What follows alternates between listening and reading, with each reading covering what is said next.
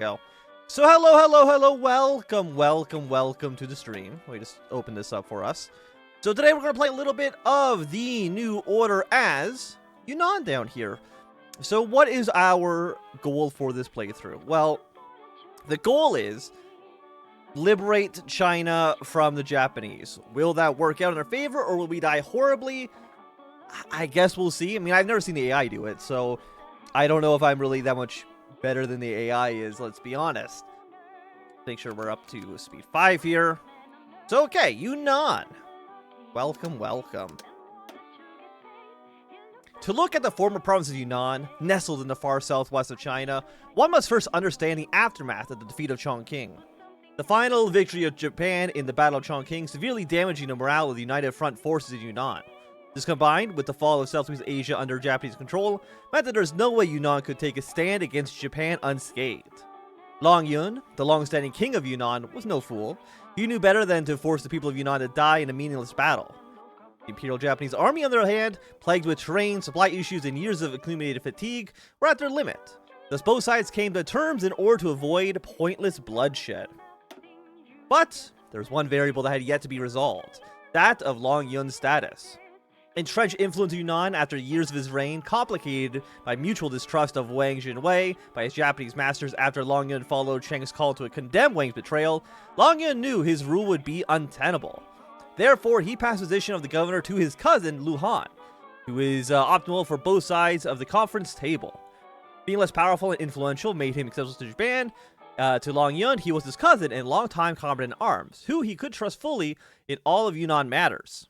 As a compromise, Long Yun would remain in the cabinet as ceremonial head of government, his cousin second in command, while Lu Han officially signed a ceasefire and surrendered to the national government of China. Lu Han himself, once violently opposed to any concept of peace with Japanese imperialists, was more than willing to compromise after being shaken by the IJA's atrocities during the war. But Lu Han's ascension did not solve everything. After all, Long Yun was too connected to Yunnan's administration, and his removal would cause a massive unrest among citizens, tribes, and the remnants of the military. Therefore, a compromise is reached. Long Yun would remain the cabinet as ceremonial head of government, his cousin second in command as the new head of state. Okay, is this exact same event? Well, it's mostly the same. Okay, surrender to the national government of China instead of Japan itself. This made sense given that Cheng's death, the Nanjing puppet government was the only Chinese government that remained. And I can click this, please. In 1962, Lu Han remains in power, his hold apparently secure. In fact, however, he is increasingly bedeviled by dissent and insurgencies, and the people are nowhere near as satisfied as they could be. Several reasons exist. First, some say that peace has corroded Lu Han's formerly strongly nationalist spirit. So long as Nanjing keeps its promises of autonomy for him, he has no problem with continued collaboration. Second, close relationships and gifts from local landlords, at worst flat-out bribery, made him less and less concerned about the welfare of the average people of Yunnan. Seemingly trapped in a cycle between insurgent harassment and concession to his Nanjing overlords for the sake of stability, some say that Lu Han has drained himself of any sympathy that he might have earned. Lu Han, however, knew better. The IJA's atrocities during the war had shaken him to his core. Since then, the fear has driven him on a search to find alternative ways to unshackle China with none of the outright bloodshed. And President Guo Jianwu's 5 modernization program, now in full swing, provides just that. A covert way to keep the Japanese at bay, and a golden opportunity to prove his loyalty. The solution, that's the best of both worlds, so that he exploits the Yunnan people in the name of the welfare of China. To keep Lu does not, deep down, Lu does realize that all his harsh methods are to help China break its change and become free at long last. But this is not obvious to most. Nor, for that matter, is it sufficient to assuage the misery of Yunnan's oppressed people. No one knows the situation stated above is surprised that when they hear that the former king of Yunnan, Long Yun, is not happy at all. He feels that his cousin has fallen hard from grace and is no longer the honorable man that he once respected. With China's weak army and Japan's increasing collapse, Long Yun believes that a chance to pressure Nanjing to treat the southeastern peripheral areas better by forces coming even closer. As Long Yun's position is ceremonial, he lacks the authority to truly push the central government. Not that the Japanese would allow it anyways. But it doesn't leave him powerless. Not only is he still highly prestigious throughout Yunnan and beyond, but there are the insurgents, who just might be able to lend him a hand when the time comes. Hello, Cake Boy, how are you? Features: continue Lu Han's contribution to modernization.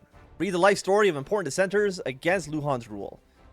Await the coming moment that will that might either fizzle out, leave the whole nation in misery, or free China to prosperity.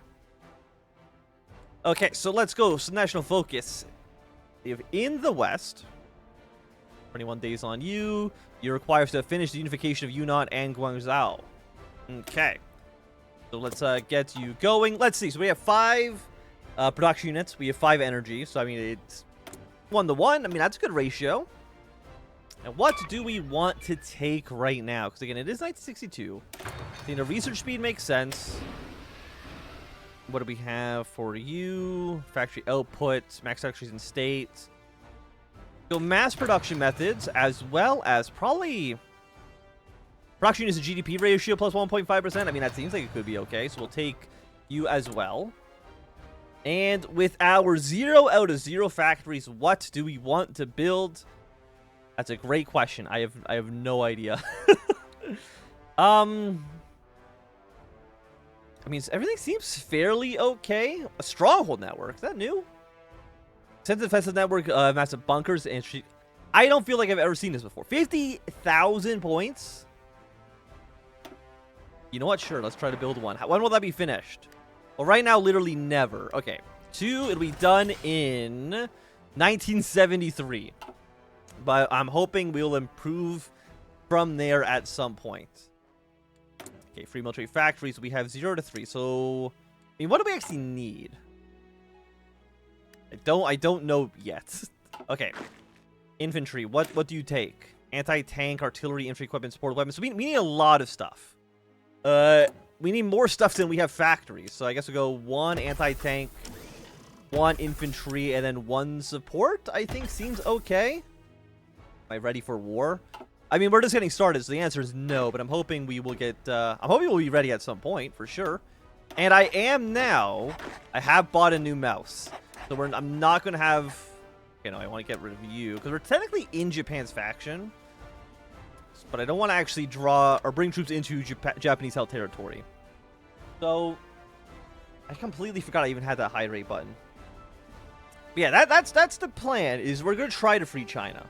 I'm hoping we'll succeed. I'm going to go, like, probably like 80-20 that we fail. But we'll see, we'll see. Okay. We're not training any units. I mean, I guess we'll try to train, like, 1? I mean, you're cheaper. So I guess we'll try to build up some booming loose. Which is definitely not how you say that, but that's okay. We'll train up, like, 3 of these guys for now. We'll take an Army Navy experience. It seems okay. I mean, what would we even want to take then? Speed? Inter-branch connections? I mean, I guess we'll just go for a strategic theorem, because the other 2 don't really make sense. Because we're not... I can't imagine we're going to have, like, a massive mechanized army, right? But we'll see. We'll see. Okay. Also, let's draw a front line forward. I'm actually surprised that the new order is updated for the most recent patch. I don't think any of the mechanics are in there.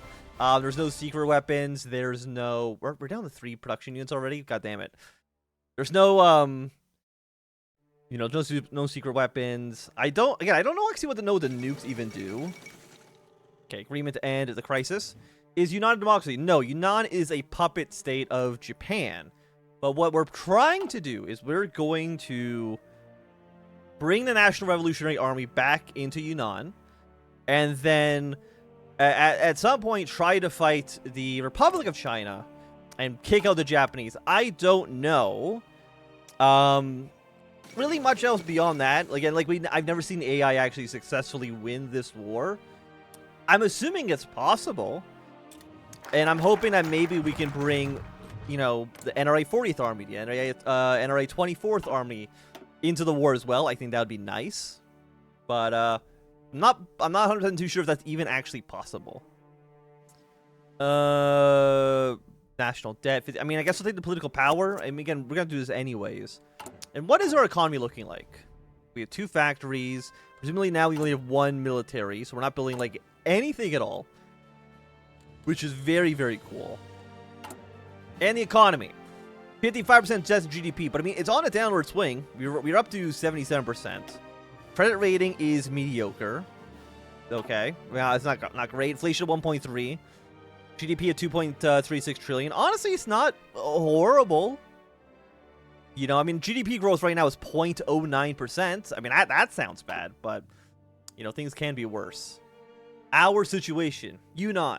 The southwest-most periphery of China. The serene little state, picturesque and mountainous, covered in dense forests that buzz with every variety of life.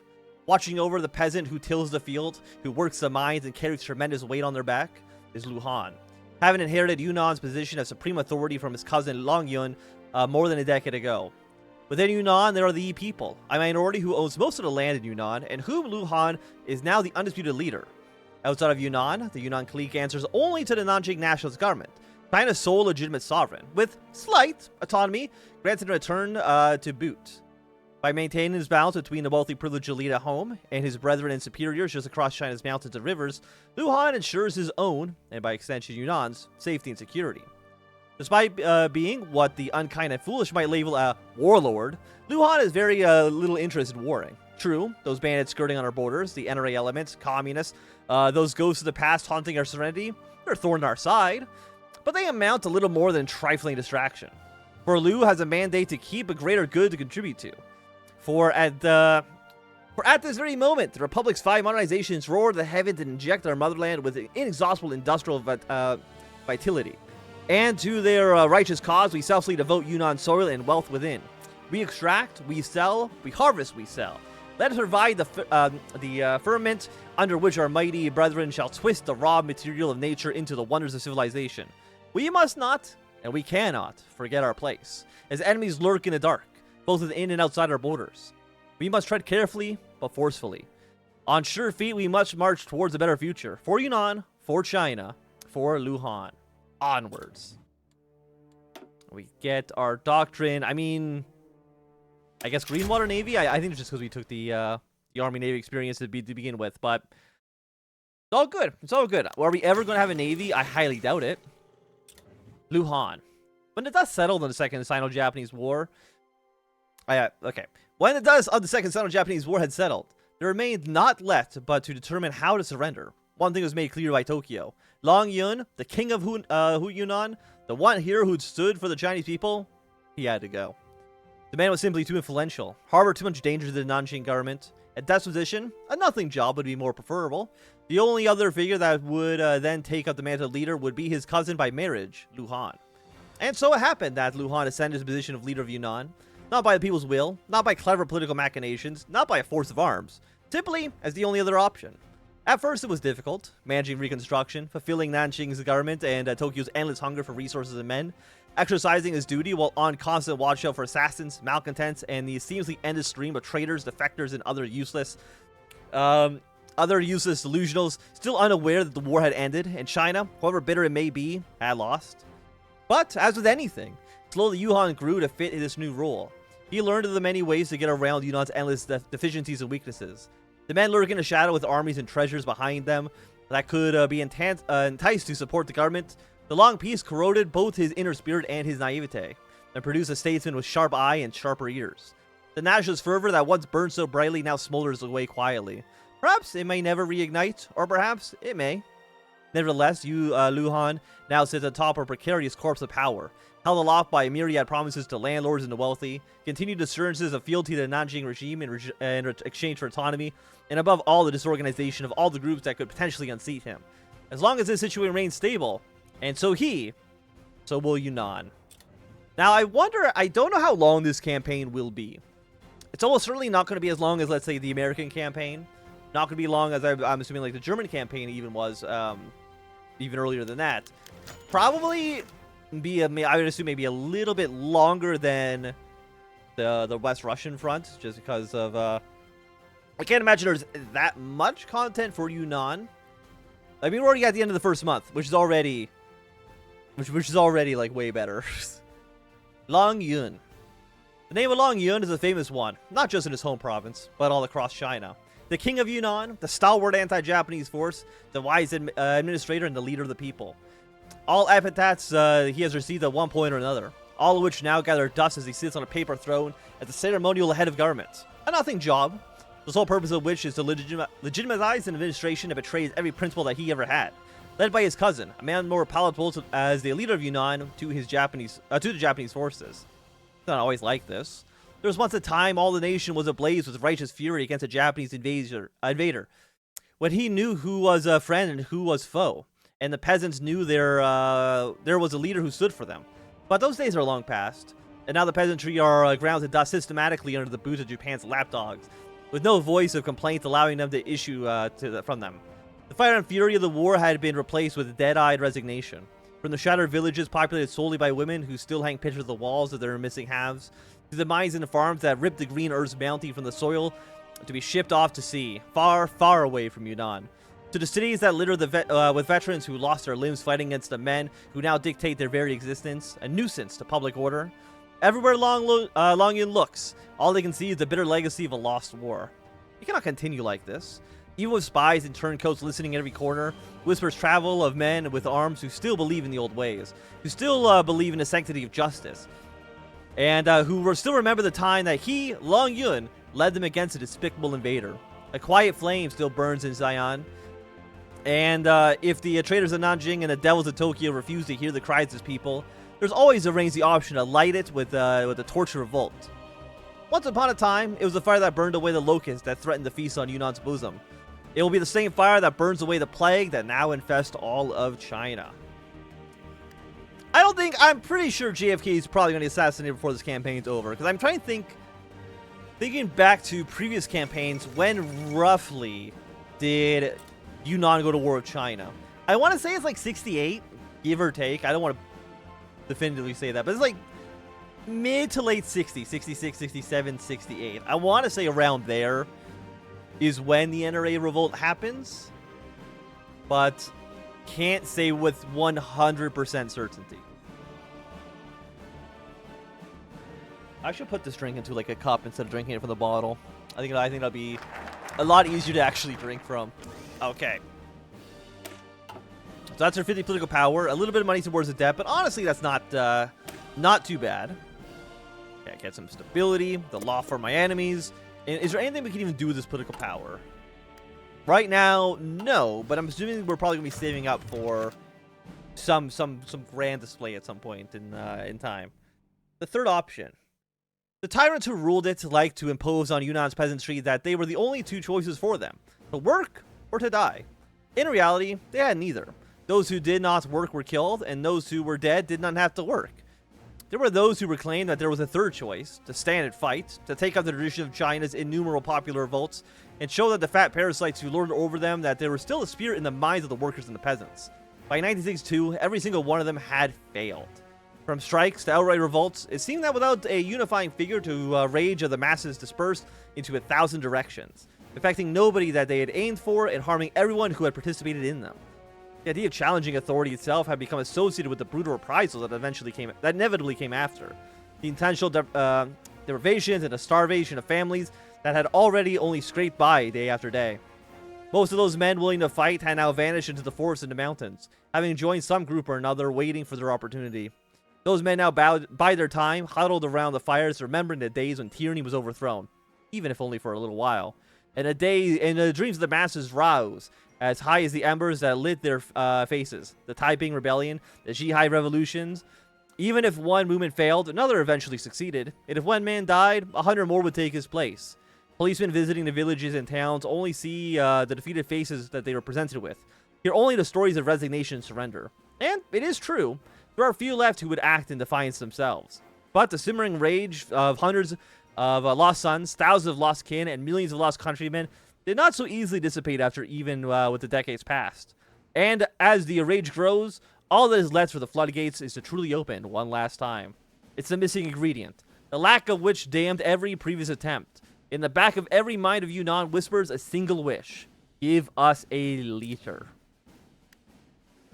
And I'm not too sure. I mean, it seems like it might be Long Yun. Might coup Luhan. Luhan does not seem very interested in the role right now. He seems very, very upset given the situation he finds himself in.